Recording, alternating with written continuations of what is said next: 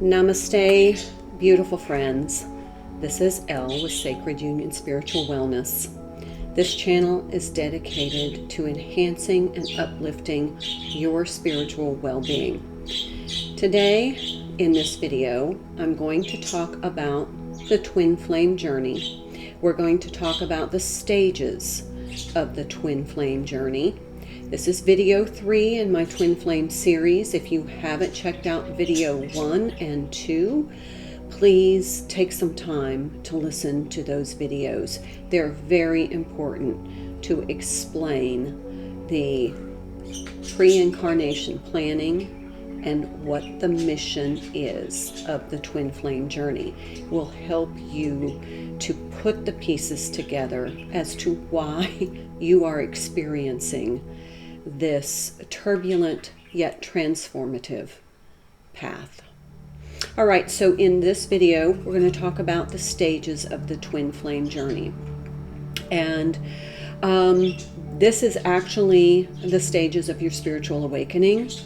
And it's all going to make sense, so please stay to the end of this video because it's really, really important as you come to the understanding of the culmination of the journey.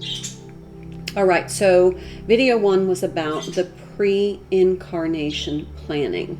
This is when you, as a united soul, plan your experience as incarnation into 2 different bodies here on planet Earth in this lifetime, and how you're going to set yourself up for your awakening to kind of expedite your ascension process.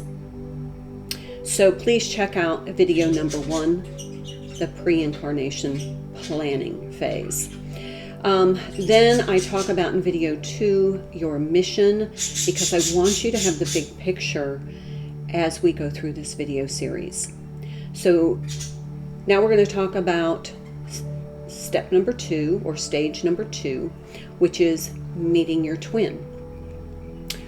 When it is time that you have planned that you are going to encounter your twin to start your spiritual awakening, you're going to start to magnetize your twin to you. You're going to draw them to you. It's almost like you hit some pivotal points maybe in your birth chart where you then are ready for the spiritual awakening to become more conscious. And so your twin is going to come in to activate that. Now, you may encounter your twin, but you're not ready. It may be due to some circumstances. You altered your pre-incarnation plan and you just aren't ready. So you may meet your twin and then they may disappear. You won't be activated by your twin at that point. So then when you are ready, it's kind of, you send out this little beacon signal and it alerts your twin's energy to come into your physical presence and activate you. And what this does is you're going to start to feel this little awakening, this little stirring in your soul. It's going to be somewhat agitating.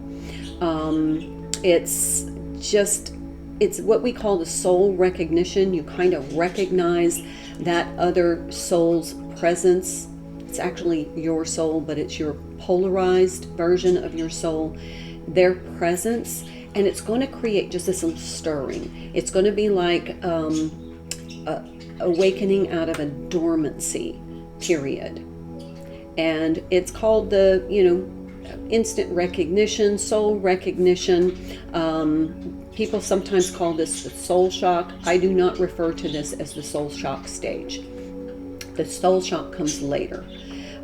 This is the point where it's kind of like, if I wanted to use the analogy of a volcano. In your pre-meeting your twin, you're this very dormant volcano. There is that alchemical fire in you that's just kind of dormant.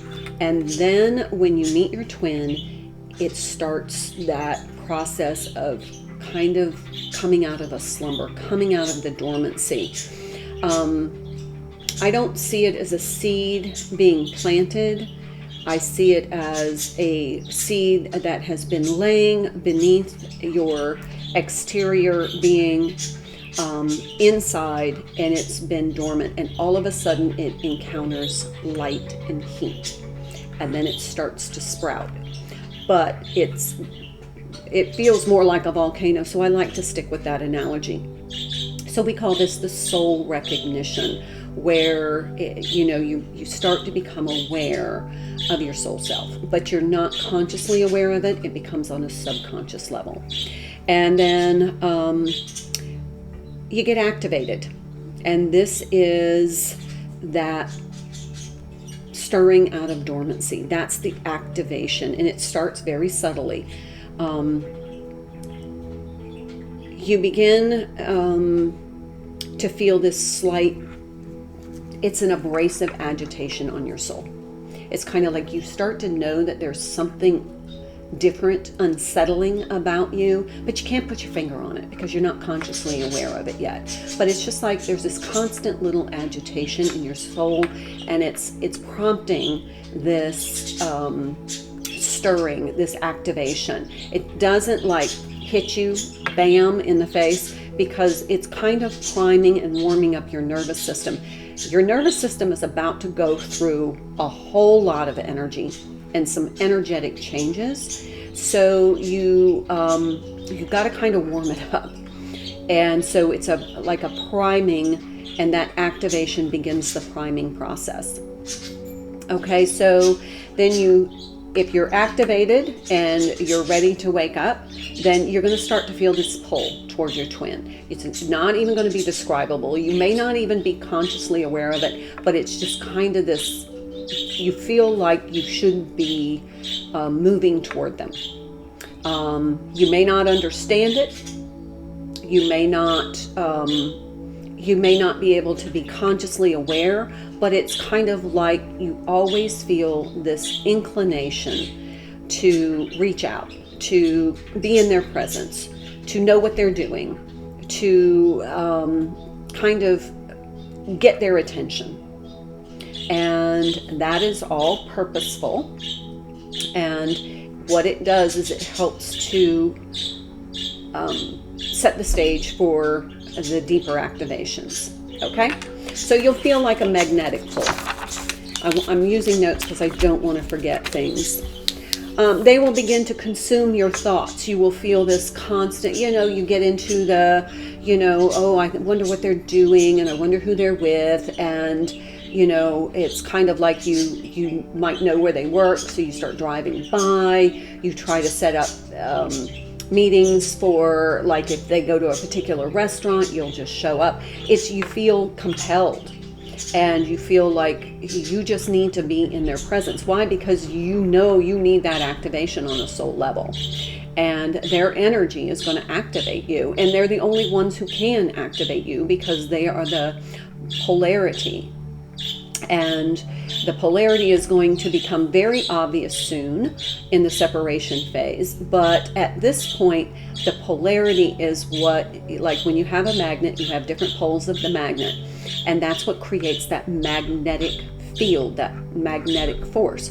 You're polarized so that you can magnetize your twin back to you when you are ready to awaken. Okay? And so then this really deep, unconditional love starts to awaken. This is a profound love. This is something that you've never felt before. It comes like from deep inside your being, that this starts to blossom, or not blossom. I'm going to say the seed starts to sprout. So this unconditional love starts to sprout. And it just starts to consume you. Don't just wait. Watch to the end. It's really important. Okay, so stage 1, pre-incarnation planning. Stage 2, meeting your twin, and then the activation. Okay, so then you're in this activation stage, and this kind of slides you into the bubble love phase. That unconditional love begins to really start to grow. And you just love this person in a profound way that you cannot describe. It is absolutely just deeply fulfilling. It's activating every part of your being. You crave this person. You crave their presence. You feel like you're in a soulmate relationship. It's an aha soulmate moment. Like, this is what a soulmate feels like. Just wait. You feel like you're just meant to be together, that you dovetail. Their energies are so dovetailed together. You just feel like you belong to this person. They are home to you. They are your soul's home. And you feel like there is nothing in the world that could keep you apart. This is the bubble love phase. And what this is doing is cementing the unconditional love. It is a bonding phase where you are bonding with your twin on a soul level, because you are both now activated at a soul level. Okay. This is kind of where the volcano analogy, the volcano, the magma is starting to bubble under the surface, and it's starting to seep out into this really intense passion. And it's not exploding yet, but it's like, ooh, you hear that rumbling deep within your soul. That magma of passion is rising up, and it's activating your heart space. And you are now feeling like this is your person. This is it. You will never love this way again. And that's a reality. Okay. But then, as all of that magma is bubbling up within you from this deep base of your soul, so does the prior wounding, the hurt, the programming, and then you get into this fear mode. Like, what if I lose this?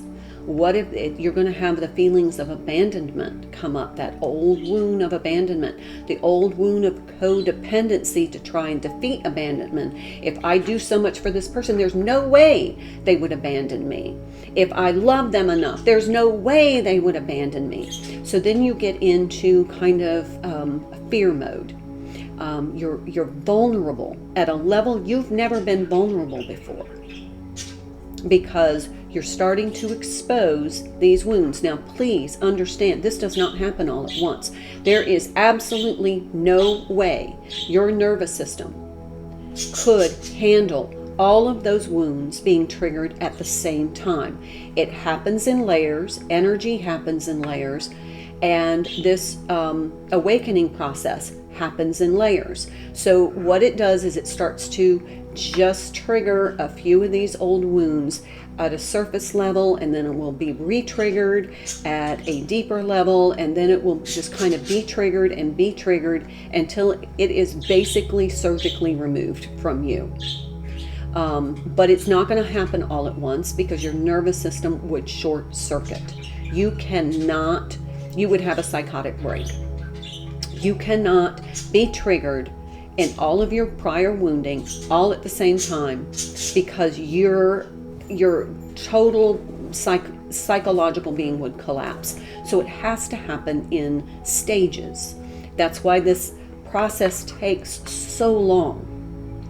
As much as you want the excruciating pain to end, it is not possible to do this all at one time. You are human, of course. Okay, so then the ego steps in. The ego steps in to protect your vulnerability, to protect that inner child from more wounding, to protect yourself from more trauma. So the ego becomes the defense mechanism to protect yourself. And then you get into this triggering reaction mode. When your twin triggers you and you trigger your twin, you both start to react from a place of ego, which is there to protect you from that fear of being vulnerable and being abandoned. So there's a mirroring effect where your twin is triggering the wounds inside you.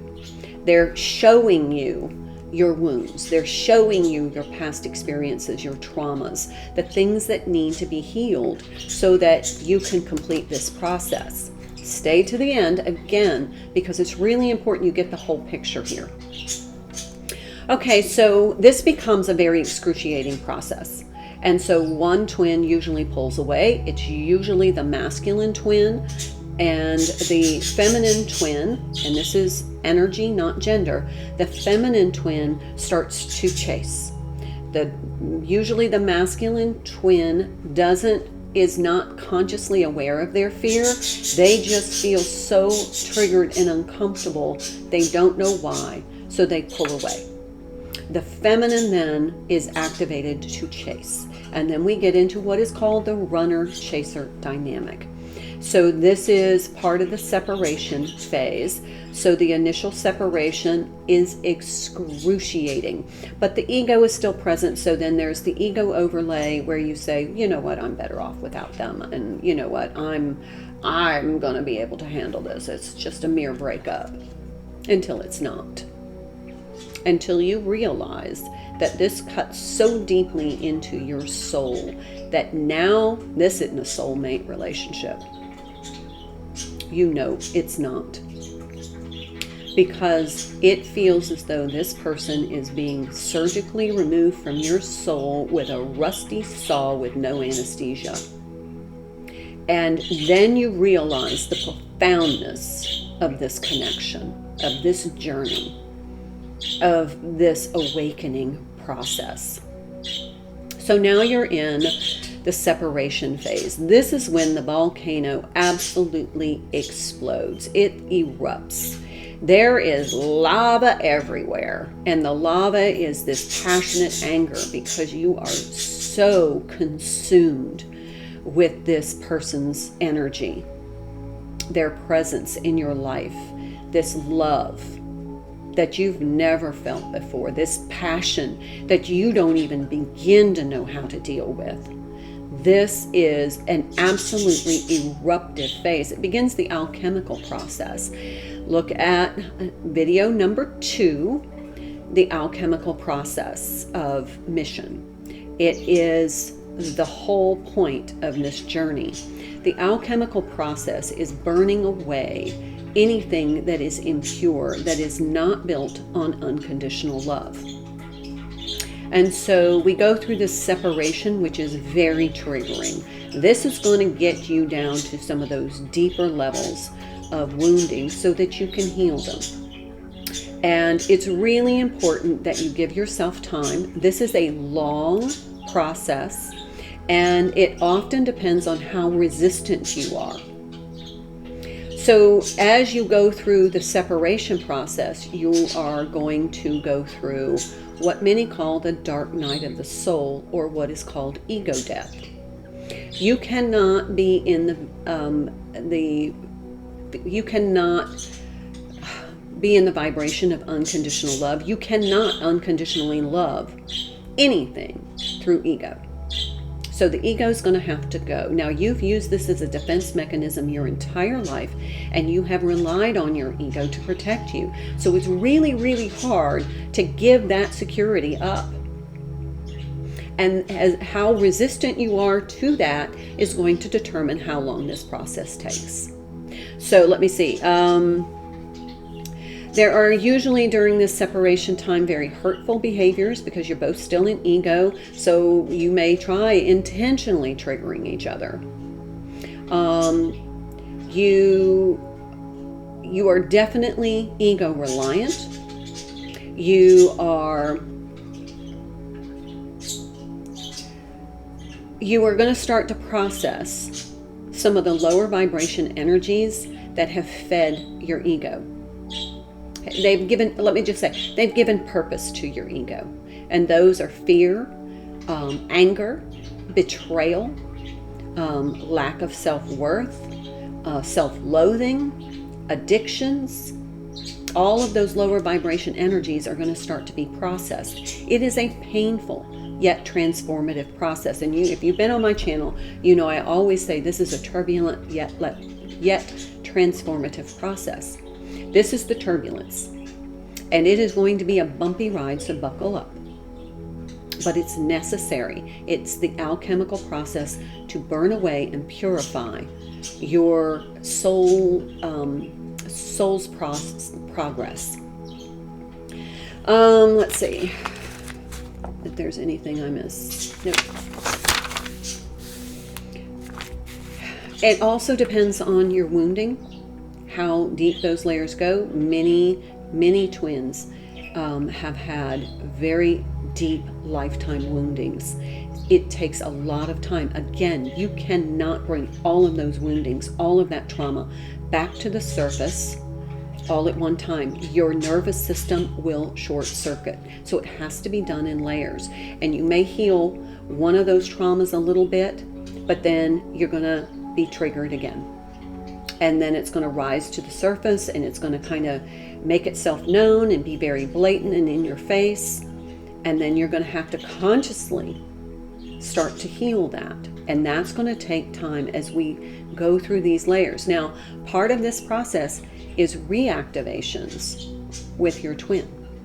So you may come into brief union moments with your twin.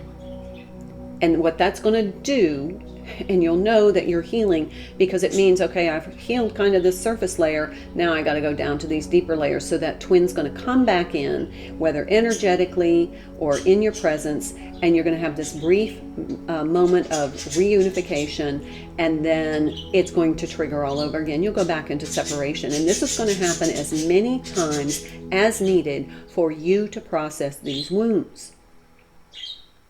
Because with these wounds, you're always going to be ego dominant.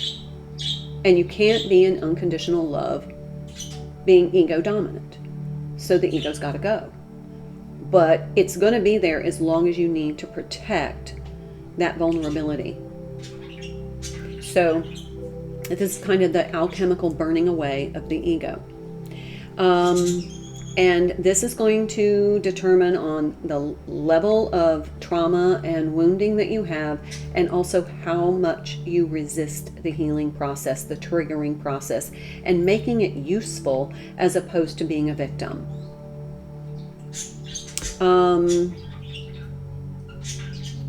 Okay, this is the point where you realize, I'm not in a soulmate relationship, I'm in something different.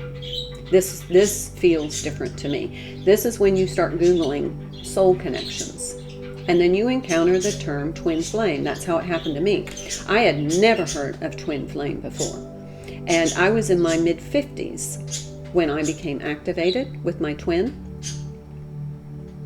And I was like, I was experienced, well-educated woman, very successful in my career.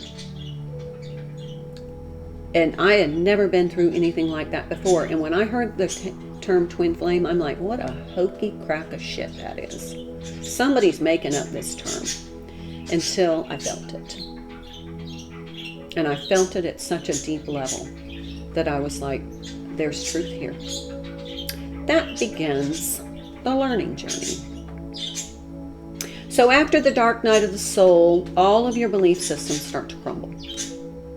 You know, your programming, things that you know were not your truth, but you just accepted because there was an expectation, or you were trained to accept what you were told. You may have had religious programming. You have, a belief system about yourself. All of that, if it was not built on unconditional love, has to go. That's the dark night of the soul process. All of that is being deconstructed. Why? Because you're going to rebuild from unconditional love.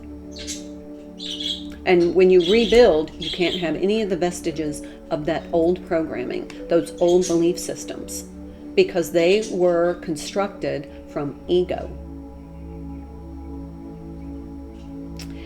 And so now you're going to rebuild from an unconditional love vibration, and all of that old structures, belief systems, They're going to be wiped away, and you are going to be left in your conscious awareness.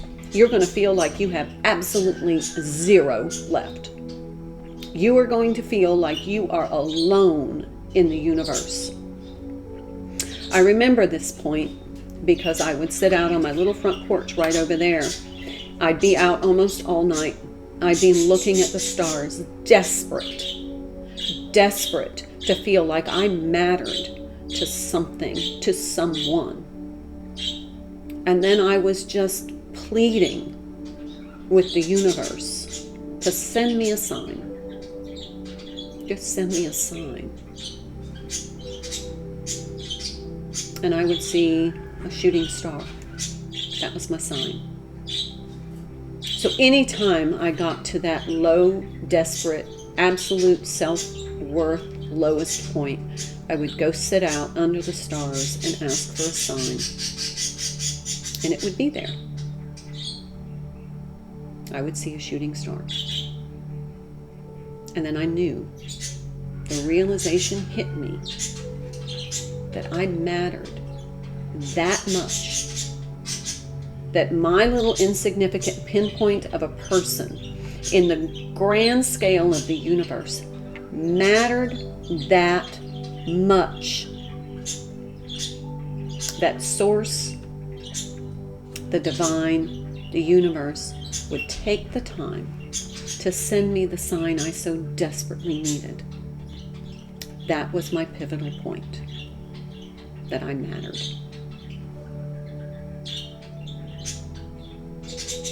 That's when I started rebuilding. That's when I started to build back better, no political affiliation. My life was going to be built differently now at, my mid-50s. This period can break you, and you have to find that one thread of hope to cling to, and that one thread of hope is you, because you matter. You matter. You are that important. So never lose that knowledge of how important you are. Okay, so we have this long recovery period. Again, it's going to depend on how resistant you are. And this recovery period is the rebuilding process. This is when you can truly start the alchemical. Now that everything's been burned away, you're left with this one pure element of your soul, and that is you and your love for you. This is where your unconditional love for self becomes activated. When you have that pivotal point that you matter, just you, and that it's okay that you can rebuild now. You can rebuild. You don't have to have your twin. You realize this is about you. And so that's when you start to rebuild from unconditional love of self. And that is a lesson that you had to learn that you did not experience before, because the ego would not allow you to, because it was so busy masquerading over all of this hurt and fear and anger and trauma and wounding. But now you've faced it. And now you're rebuilding from an unconditional love of self. Because until you start to rebuild from that unconditional love of self, nothing that you do will be sustainable. No reunion with your twin. No recreating your life from ego. It has to be done from that 0 point of the realization that you matter and that you need to begin to learn to love yourself. Okay, let's go on. So here we now come into the healing phase. This is when you start to rebuild from a healing perspective, a healed perspective. You start to experience an increased sense of self-worth because you matter. You matter to you for all the right reasons from an unconditional love standpoint. You accept you with all your flaws, warts and all. You start to experience self-efficacy. You also start to set boundaries because now you won't let anybody else compromise your self-worth. You realize that in the previous version of you didn't have appropriate boundaries. That's why your ego was so dominant, because it was trying to protect you because you had not established boundaries because you didn't have self-worth. Okay, so you start this healing process where you start to rebuild the foundation from unconditional love of self. And then you get into the learning process. This is the next stage. It's the learning process. This is when you start to awaken spiritually.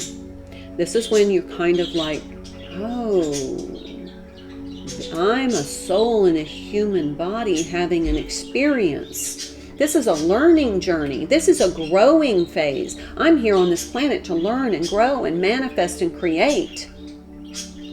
So you start researching and learning, and then you learn to find what resonates. You learn all about energy, and you learn about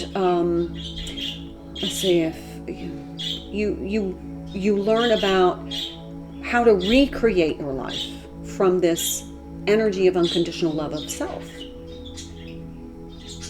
So then you start to see some positive benefits. You start to see the transformation occur. You're like, wow, that other version of me really wasn't me. This is the authentic me. This is who I'm supposed to be. Then you start to be grateful for this journey. You're like, wow, that wouldn't have happened if I hadn't met my twin. And then you start to really focus on your self-renewal and growth. And that becomes the focal point of your journey. You learn about law of attraction, you learn about abundance, you learn about, how you can use energy to create abundance, how you can really bring forth your authenticity and start to work with your gifts. You start to realize you're a light worker and that you have gifts to offer, and it's not about accumulating for you. It's about what can you give, how do you be of service. We're going to talk about that, so stay to the end. We're almost there. So then we get into the awareness stage. This is when you start to get into that self-actualization, where you start to see yourself and accept yourself, but then you see your reflection in others. You start to see others as that wounded version of you. And like, wow, they've got some wounding going on. And then you have this compassion for them. Wow, I remember what that felt like. I remember how I felt when I was triggered like that. I remember how I was ego dominant. Then you start to reflect back on your journey and you see the purpose and the potential. You start to focus on what's in the greater good. What can I do to help uplift others? How can I help other people going through this struggle? And then you start to see your twin as that person and their version of themselves that was from wounding and ego. And then you start to have compassion for them. This is when that volcano starts to subside and you're starting to say, wow, I was really acting out of ego, and man, I triggered them the same way they triggered me. Man, that was hurtful. I don't want to do that again. I don't want that kind of relationship. I want a relationship that's from a place of love, not ego. Man, was I destructive to myself and to them. Then you have the deep compassion. That's when you know that your unconditional love of self is now being reflected from your twin. That's when you know you are well into the alchemical process. That's when you know you're ready for mission. So then we get into the union stage. Now, this could happen in the 3D. This could happen physically. It could happen energetically. It could happen within you. But quite honestly, it doesn't matter to you anymore. Because you know that your twin is just the polarized version of you. And now that you have released that polarization from the judgmental perspective, and you come into the unconditional love perspective of they are the polarized version of you,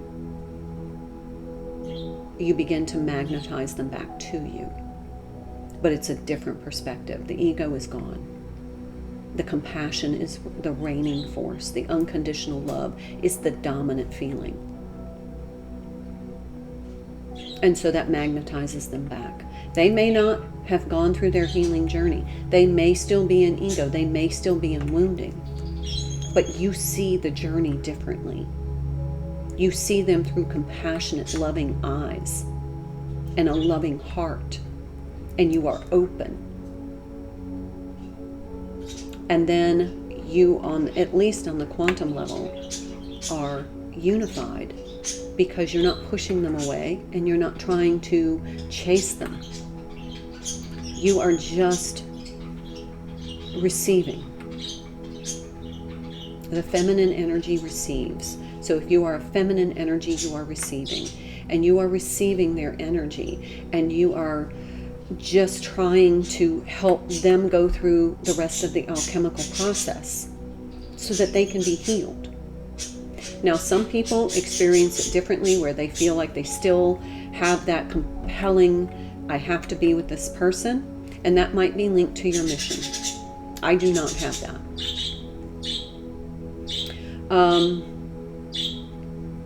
You have this great love for the divinity in all people, all things, all living beings. This is your consciousness becoming your dominant matrix for how you are building your life, how you are making decisions. You are becoming conscious. You're changing your diet. You're taking care of your physical being. You're starting to create a harmonious home, because energy is so important to you. How you exist is important to you. You start to look at all beings with compassion.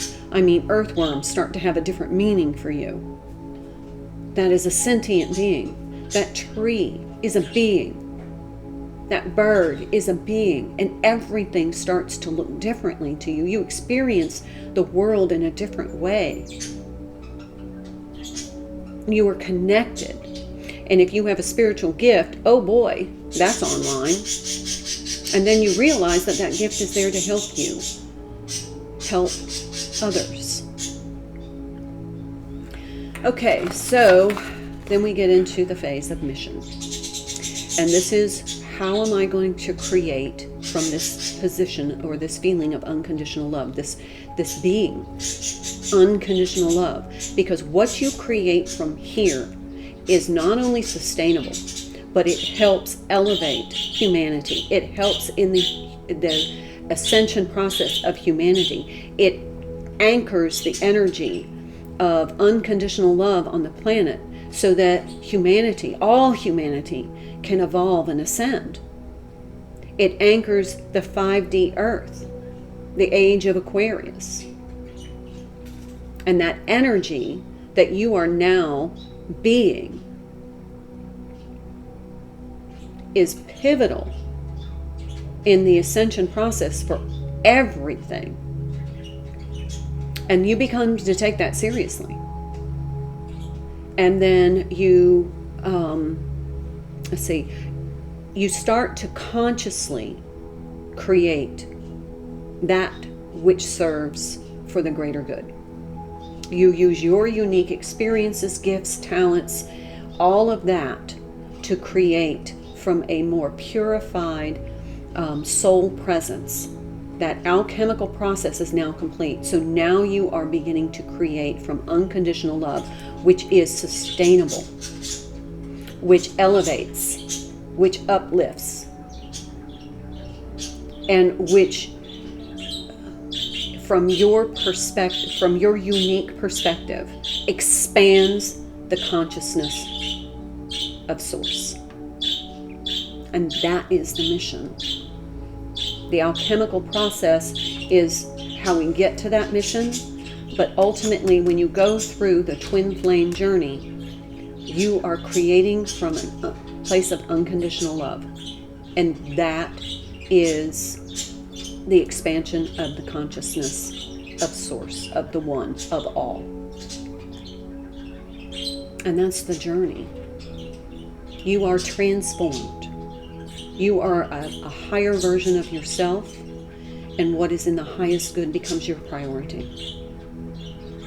You live through compassion.